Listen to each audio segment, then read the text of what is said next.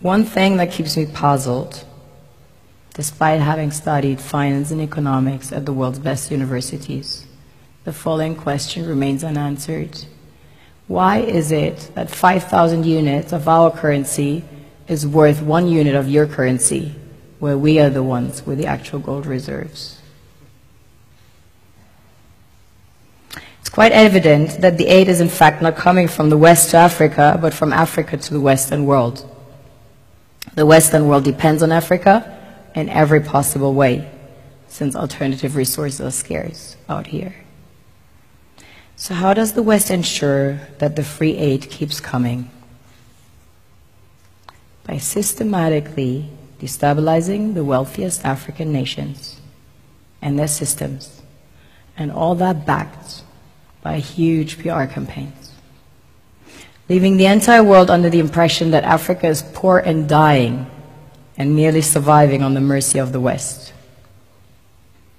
Well done, Oxfam, UNICEF, Red Cross, Life Aid, and all the other organizations that continuously run multi-million-dollar advertisement campaigns depicting charity porn to sustain that image of Africa globally.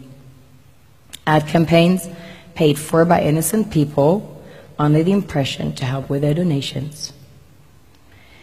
While one hand gives under the flashing lights of cameras, the other takes in the shadows. We all know the dollar is worthless, while the euro is merely charged with German intellect and technology, and maybe some Italian pasta. How can one expect donations from nations that have so little? It's super sweet of you to come with your colored paper in exchange for our gold and diamonds. But instead, you should come empty-handed, filled with integrity and honor. We want to share with you our wealth and invite you to share with us. The perception is that a healthy and striving Africa would not disperse its resources as freely and cheaply, which is logical. Of course, it would instead sell its resources at world market prices, which in turn would destabilize and weaken Western economies, established on the post-colonial free meal system. Last year, the IMF reports that 6 out of 10 of the world's fastest growing economies are in Africa, measured by their GDP growth.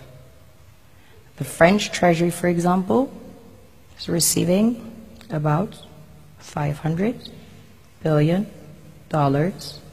year in, year out, in foreign exchange reserves from African countries based on colonial debt they forced them to pay.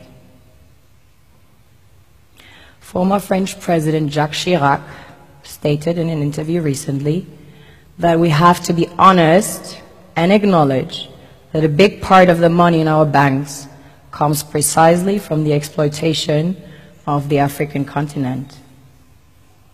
In 2008, he stated that without Africa, France will slide down in the rank of a third world power. This is what happens in the human world, the world we have created. Have you ever wondered how things work in nature? One would assume that in evolution the fittest survives. However, in nature, any species that is overhunting, overexploiting the resources they depend on as nourishment, natural selection would sooner or later take the predator out,